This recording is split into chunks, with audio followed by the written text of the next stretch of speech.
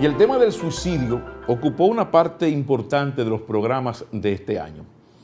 En esta oportunidad, la especialista Valentina Vargas nos habla sobre ese tema que lamentablemente se hizo presente en el caso del supuesto asesino del alcalde Juan de los Santos. Esto es lo que nos explica Valentina Vargas, que es una destacada psicóloga experta en temas de adolescencia.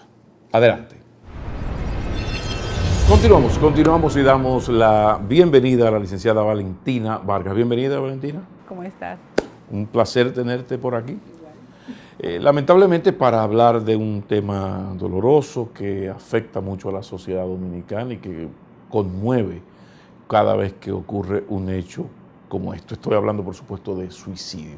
Vamos a situar el fenómeno social del suicidio a nivel global y a nivel local. ¿Qué tan grave es en 2015 este asunto del suicidio? ¿Cómo van las estadísticas? ¿Qué tan serio está esto? El suicidio es un tema, como tú dices, bastante espinoso de tratar y bastante dificultoso de manejar, inclusive de hablarlo de una forma medianamente coherente, ¿no?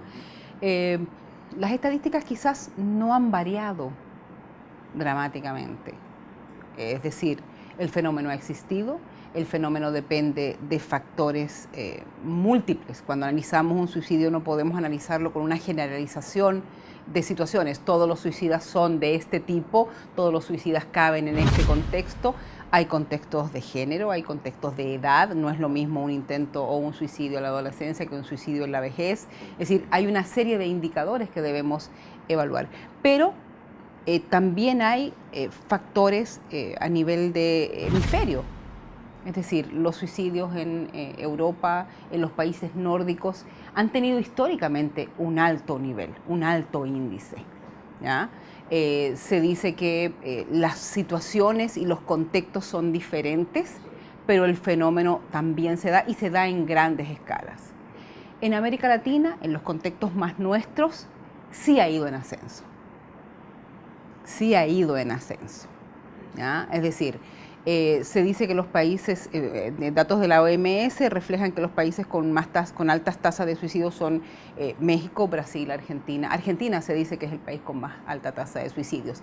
Pero cuando uno compara la cantidad de suicidios con el nivel poblacional, pareciera ser que el fenómeno no es tan dramático. Es decir, en Buenos Aires viven exactamente 20 millones de personas. Pues se cuentan las víctimas, no con relación a la población. Exacto, el análisis que se hace es en términos como de números absolutos. Son 3.200 suicidios en Argentina cuando tenemos una población de, no sé, 60 millones de habitantes. Son 3.000 suicidios en Brasil cuando son 200 millones de habitantes. Es decir, ahora, en la República Dominicana, para los 10 millones que somos, la tasa de suicidio se ha elevado bastante. Nosotros tenemos anualmente entre 523 y 550 suicidios. ¿Y de esos cuántos son más o menos adolescentes? La tasa de suicidio adolescente no es tan alta. El suicidio que se logra... Detente ahí, explícame eso, porque hay una cosa es muy el grande, que logra, pero debe preocupar los intentos. En realidad, con los adolescentes, lo que nos debe preocupar son los intentos. Digo, en términos estadísticos, la gente se queda mucho en el número de... Nos quedamos en el número claro. de... Es decir, claro, quizás de los suicidios logrados, el porcentaje de suicidios en adolescentes no es la tasa mayor, quizás. Pero se dice, a nivel también de estadística de la OMS, que por cada adolescente que se suicida, hay 300 que lo intentan a nivel mundial. Es decir, o sea, hay 300 intentos fallidos. Exactamente. Y fallan cuando tú lo ves en el área clínica, cuando tú le preguntas al adolescente por qué no funcionó, por qué no lo logró, él te dice, bueno, porque falló el método, no la intención. Entonces, eso debe conducirnos entonces al comportamiento suicida. Háblame un poco del comportamiento. Ese padre observa a su hijo, el profesor observa al alumno, elementos de ese comportamiento que debe preocupar. Lo que quisiera recalcar que evidentemente cuando un adolescente intenta suicidarse, lo logre o no lo logre, debe conmovernos a una reflexión bastante profunda.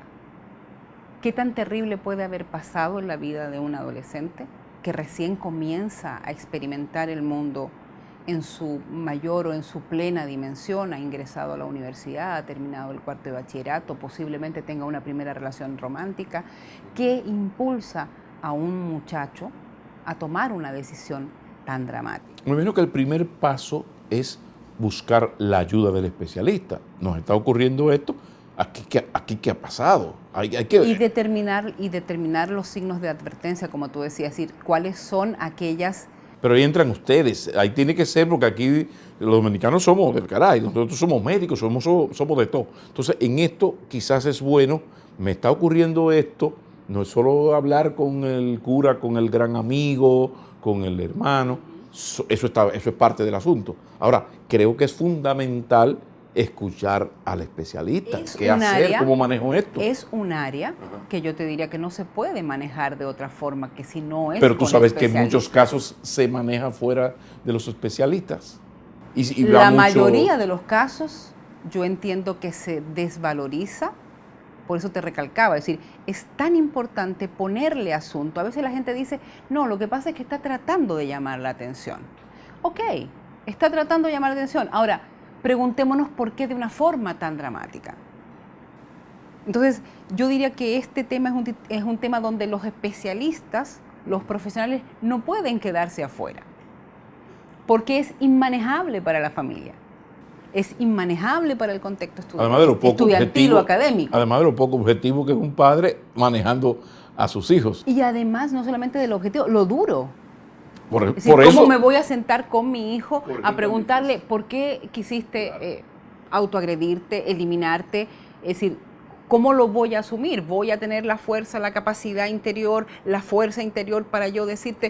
Es decir, ¿qué está pasando? Exacto. Y es un tema que no se puede lidiar en términos, digamos, no vinculados a alguien que sepa qué hacer, qué no hacer, cómo hacerlo. Hace 2 o 3 días recibía una llamada en donde un muchacho me decía, una amiga intentó suicidarse, no nos permitía entrar a la casa, nosotros sospechamos, ¿y qué podemos hacer? Y yo le decía, lamentablemente ustedes poco pueden hacer. 911, alertar a la familia, conversar con los padres, pero en un momento como ese que tú puedes decir, a veces ni siquiera puedes prevenir tanto. A veces el suicida guarda mucho silencio. A veces nos enteramos por las cartas que dejan cuáles son sus motivaciones. A veces guardan un silencio que a veces los papás interpretan como mala crianza, mal genio, está atravesado. Ahí entra mucho el elemento del adulto, que por ejemplo para nosotros damos un valor especial a lo económico y tendemos los padres a decir, pero a este muchacho no le falta nada, pero óyeme, ¿cómo me crié yo? Ahí viene, ¿no? La comparación. Cuando el asunto, pocas veces pienso que un suicidio adolescente porque es pobre. Eso habría que estudiarlo despacio. Ahora, hablemos del comportamiento. Ahora sí, el comportamiento de un joven, ¿cuándo puede generar y debe generar preocupación? El comportamiento, elemento. Cualquier tipo de ideación, idea suicida, manifestación de una ideación suicida debe alertarnos. Podemos definir, es decir, podemos agrupar en 3 grandes grupos el proceso de la conducta suicida. La ideación suicida, es decir, comenzar a idear, a pensar en el suicidio como una opción, como una solución a cualquier problemática que yo tenga. ¿Qué tan frecuente es entre los adolescentes ese pensamiento? No, muy frecuente. ¿Que le pase por la cabeza eso? Sí, eso se le pasa frecuentemente. No todo pensamiento, no toda ideación suicida llega a una materialización, pero debe alertarnos como quiera. No vamos a esperar la materialización de un suicidio para alertarnos. La ideación suicida no siempre llega a la ejecución suicida, pero debemos ponerle ojo. Pero un joven que en discusión con la mamá, yo me voy a matar, esa salida que tienen a veces los adolescentes, eso que una mala crianza es. Ahora, eso no debe encender el bombillo rojo. Ahí no debe ya entrar la especialista. Debe encender. Porque ¿por qué ese muchacho, en vez de hacer una mala crianza en otro camino, darle un estrellón, una vaina, o sea, una cosa, ¿por qué ese muchacho menciona la muerte? Entonces, no la mala crianza es, por supuesto, pero ahí hay un elemento. Claro, y tampoco es tan anormal. Los muchachos tienden a, cuando se sienten acorralados, cuando se sienten a salir con algo que pueda herirme como padre, que pueda asustarme como padre. Pero aún así, aunque sea un susto, póngale atención.